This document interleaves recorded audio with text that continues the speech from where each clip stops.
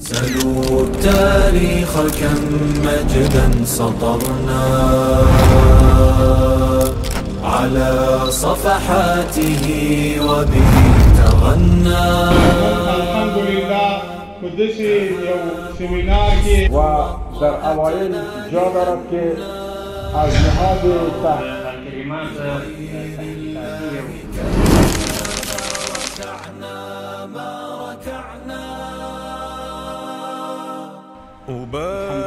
والصلاة والسلام على رسول الله وعلى آله وصحبه ومن والاه وبعد. أعوذ بالله من الشيطان الرجيم. بسم الله الرحمن الرحيم.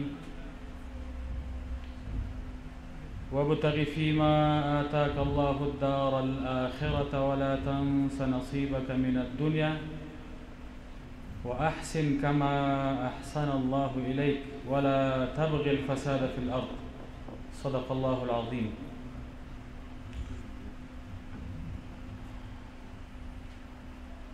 د معارف وزارت قدرمن معین او د منګ او تاسې د وطن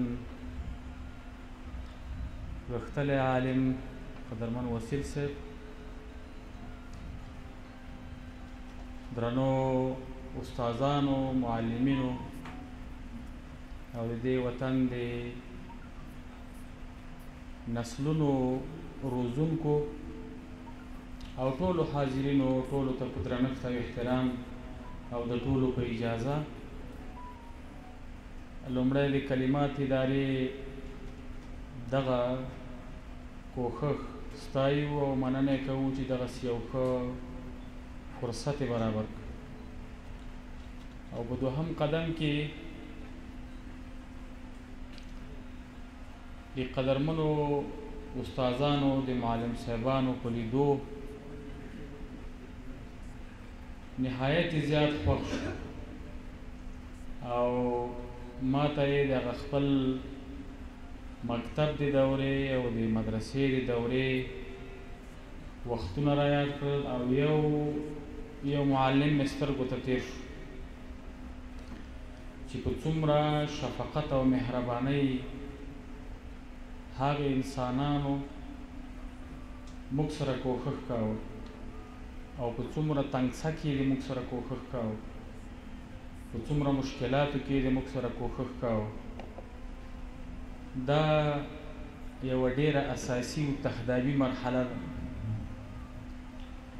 له دې پرته نه د چا ارتقا ممکنه ده، نه د چا د ظرفیت لوړېده ممکن دي، نه د چا لوړې زده کړې ممکنې دي، نه د چا پوهان کېده او علامه کېده ممکن دي، نه د چا ملا کېده او مفتی کېده ممکن دي. هر انسان مجبور دی چې لومړی د دغه انسان مخ ته ګونډې ماتې کړي او د ژوند ابتدایي اساسي الفبا زده کړي. موږ خو داسې په عامه توګه ذهنیت دا دی چې استاد معلم په تخته ودرېږي او الف او با او تا او سا ښیي خپل شاګرد ته، خپل متعلم ته. خو دا په حقیقت کې دغه حروف نه دي چې دی ورته ښیي، یوازې دغه حروف نه دي بلکې دا د ژوند اساسات ورته ښیي. تر مرګه چې دی په کومه لار روان دی یا روانیږي، هغه مسیر ورته انتخابوي چې دغه د سمت دی، دغه د لاره ده، دغه د اهداف دي او تر هغه ځای پورې به ځان رسوي. الله تعالی دې د موږ د ټولو معلم صاحبانو، د موږ د استادانو که څوک وفات شوي دي الله دې مغفرت نصیب کړي، چې څوک ژوندي دي الله تعالی دې صحتمند ژوند ورکړي او دغه په ناچیزه امکاناتو دغه دروند کوښښ د پروردګار ورته په صدقه جاریه کې حساب کړي.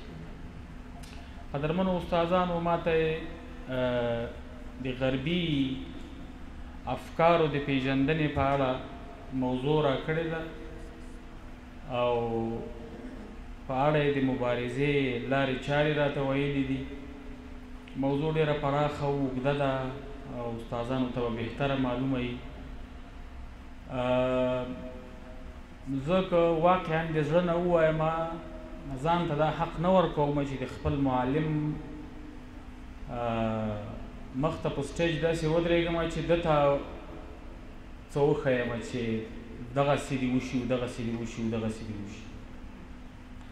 ځکه دی تر ما او تر بل هر چا ښه په دې ځکه پوهېږي چې دی معلم دی، زه معلم نه یم. تهاب الأسد وطأتنا لأننا